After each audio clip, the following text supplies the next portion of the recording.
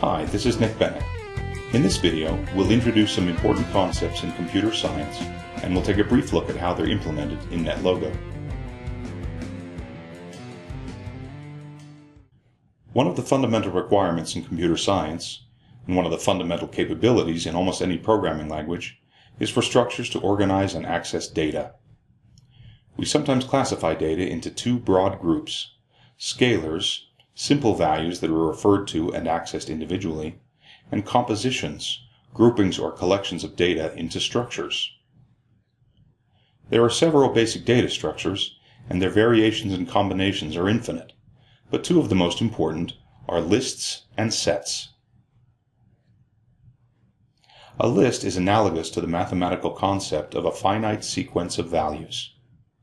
A list is an ordered collection of values, that is, zero or more values collected in a single structure with some specified order.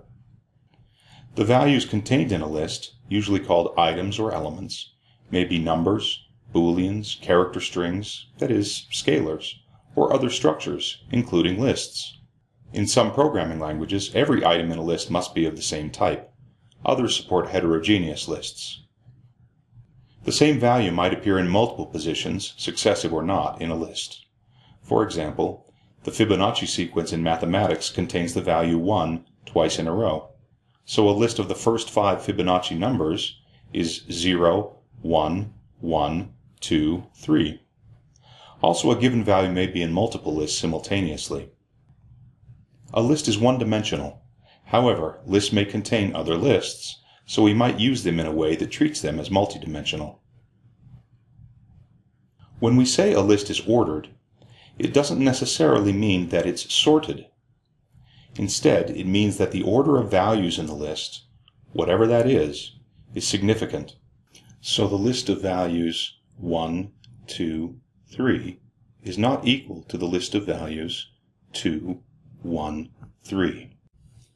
If we start with an empty list and add a number of values to the end of the list, one at a time, then the order of values in the list will be the same as the order in which the values were added to the list. Let's take a look at examples of the fundamental operations that we can perform on lists. Note that we're borrowing the mathematical notation for finite sequences for the examples, but programming languages generally have their own variations on notation for lists. Also, the example lists contain numbers, but again, we're not limited to just numbers in our lists. The basic list operations are: create an empty list, add a value to the start or end of a list, that is, prepend or append an item to a list,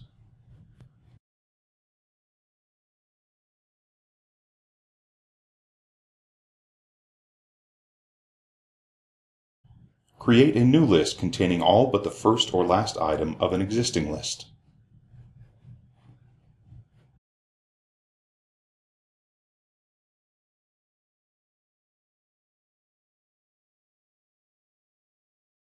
In most programming languages that handle lists as a standard structure, many other operations are provided as well, such as check for a specific value in a list, or find the first position, last position, or indeed all positions of that value in the list.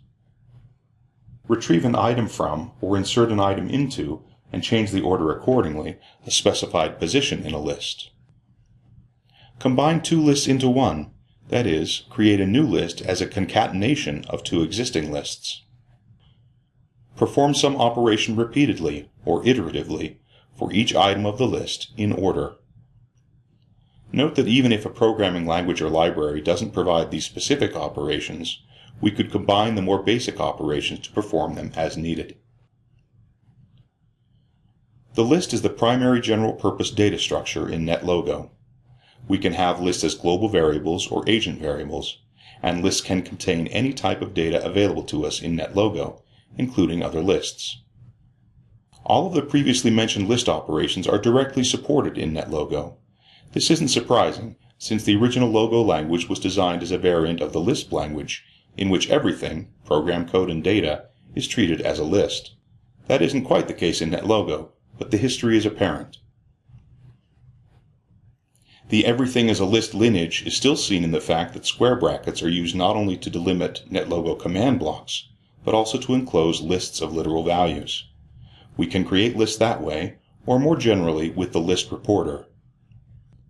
The fundamental list operations are provided by the fput and lput reporters, which return a new list with a new item prepended or appended, and the but first and but last reporters, which return a new list containing all but the first or last item of an existing list.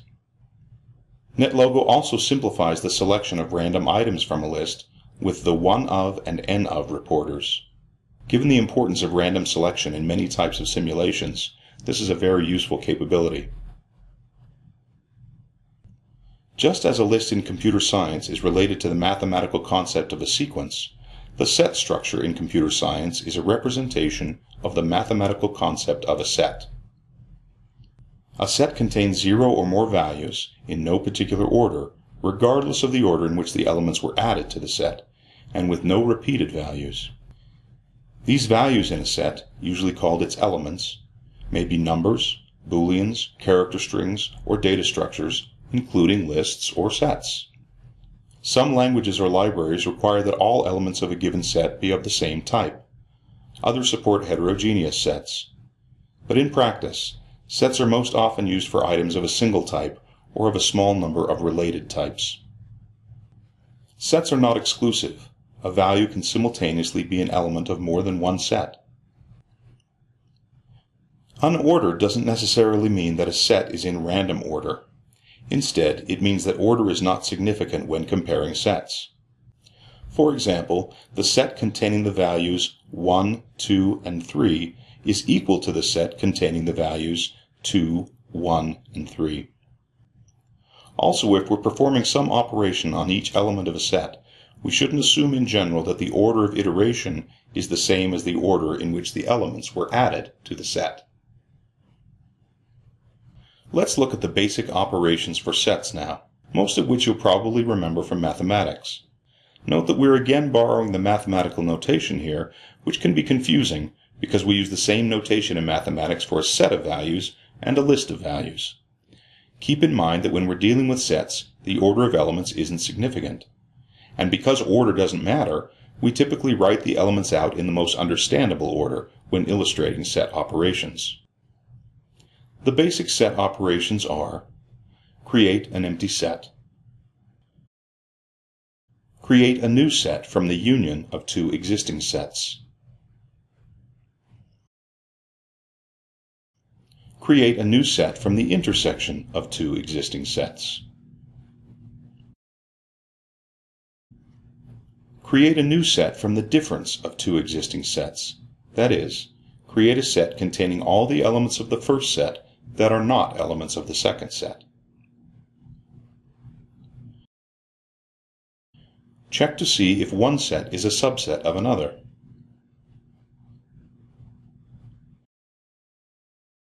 Check to see if a value is an element of a given set.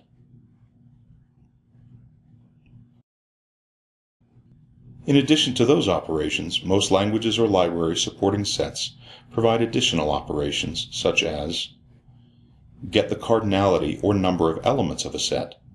We might also have a special operation to find out if a set is empty, in other words, if its cardinality is 0. Add a value to or remove a value from a set. Perform some operation repeatedly for each member of a set, but in no particular order. Create a new set by filtering the elements of an existing set according to some condition. All the elements satisfying the condition will become elements of the new set. Other useful operations include the creation of a collection of one type using the contents of a collection of a different type. For instance, create a new list containing the elements of a set or the results of evaluating some expression for each element of a set. Create a new set containing the items in a specified list. Netlogo doesn't have a general-purpose set data structure. However, the agent set, a set containing agents of the same type, is a fundamental structure in Netlogo, and a solid understanding of how to use agent sets is essential in mastering Netlogo. 3 agent sets are automatically created and updated by Netlogo: turtles, patches, and links.